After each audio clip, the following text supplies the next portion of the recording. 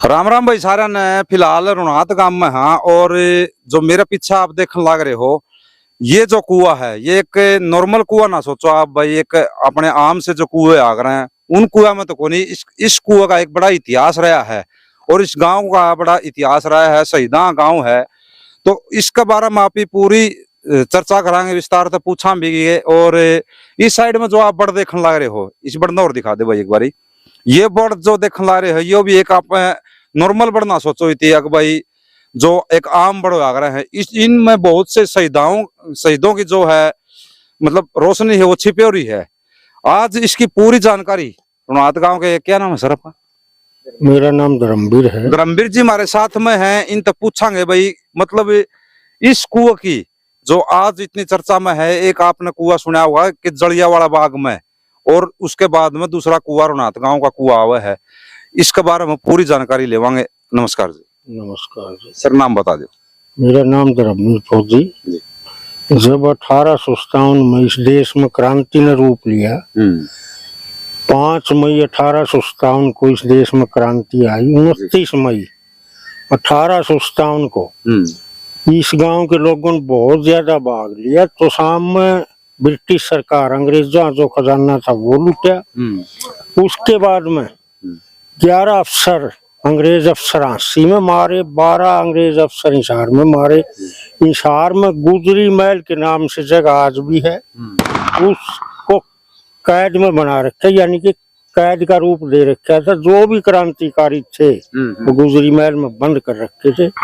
अंग्रेज अफसरों के मारने के बाद उन क्रांतिकारियों को जेल तोड़ के रिहा करवाया।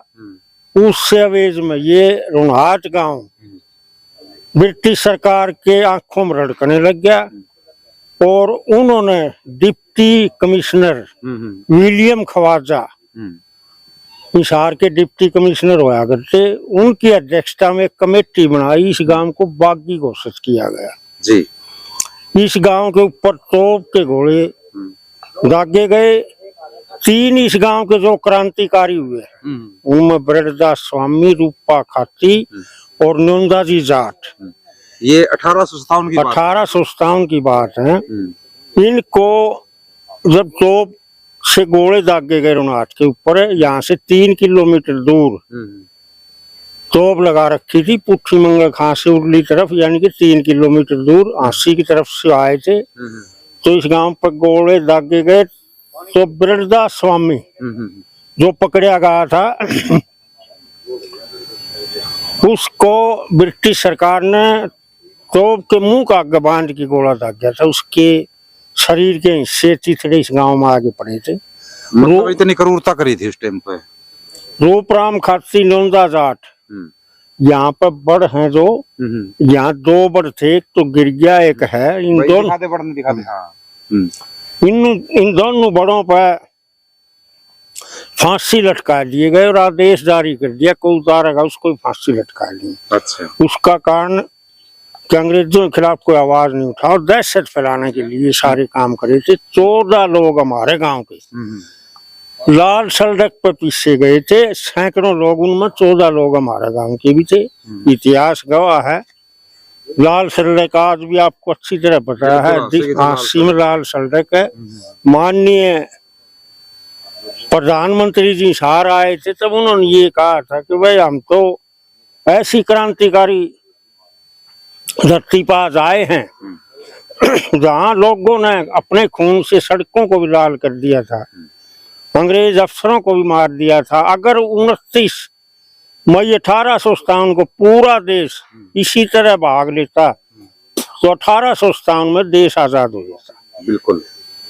तो उसके बाद इतना सब कुछ करने के बाद अंग्रेजों का पेटा को नहीं भरा, सबर को नहीं आई। इस गांव की 20,656 बीघे जमीन, यानी कि विलियम खवाजा की अध्यक्षता में जब बागी इस गांव को घोषित किया गया तो 20,656 बीघे जमीन थी। वो मात्र 8100 रुपए में सारी जमीन नीलाम कर दी। उस जमीन के खरीदार आज भी रिकॉर्ड में है। किसकी जमीन थी, कैसे थी, उसके एवज में आज तक इस रुनात को कहीं से कोई मदद नहीं मिली है। जब हरियाणा और पंजाब एक था उस टाइम पे माननीय मुख्यमंत्री प्रताप सिंह जी कैरो, उन्होंने सुध ली थी इस गांव की। खड़कपुनिया में आए हुए थे, उन्होंने कहा था कि भाई मेरा प्रांत पंजाब में एक ऐसा गांव है जो आज भी उसको कुछ नहीं मिला और नीलाम कराया था अंग्रेजों ने। उस टाइम पर हरियाणा पंजाब एक था। खड़कपुनिया में आए हुए थे, तो उन्होंने घोषणा की थी इस गांव को हम जमीन भी देंगे, शहीद का दर्जा देंगे। लेकिन वो चंद दिनों के बाद भगवान ने प्यारे, आज तक इस गांव को कुछ नहीं मिला। 2018 में माननीय मुख्यमंत्री जी आए थे, इस गांव में झंडा नहीं फहराते थे।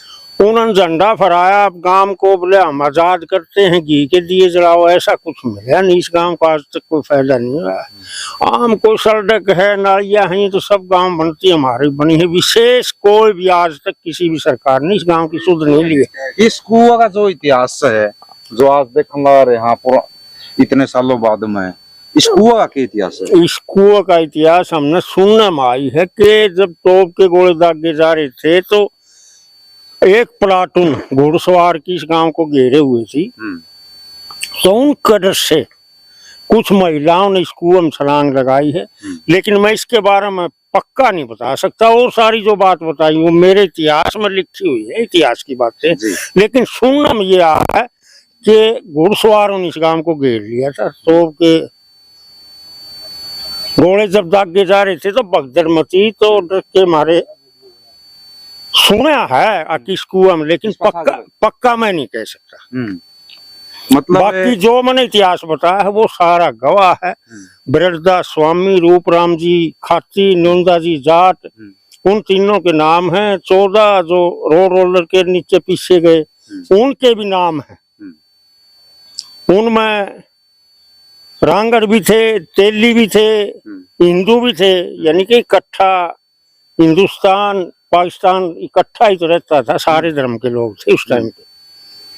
तो ये इस गांव का इतिहास है। किसी ने सुध ली तो है नहीं, बाकी ऐसा कोई मुख्यमंत्री हरियाणा में नहीं आया जिसने इस गांव के इतिहास का ना पता हो। बिल्कुल भाई, वीडियो ने ज्यादा ज्यादा शेयर कर दियो, और खासी जो जानकारी आज दी गई है कि भाई जो इस कुआं के बारे में बहुत सी मतलब चर्चा होने लग रही है, हर जगह पर भी कहीं भी सुना, तो ये बता जाओ कि जो महिलाएं थी या जो पुरुष थे जो उस टाइम पर आक्रमण हुए तो इस कुआं में कूद के जान दी गई थी।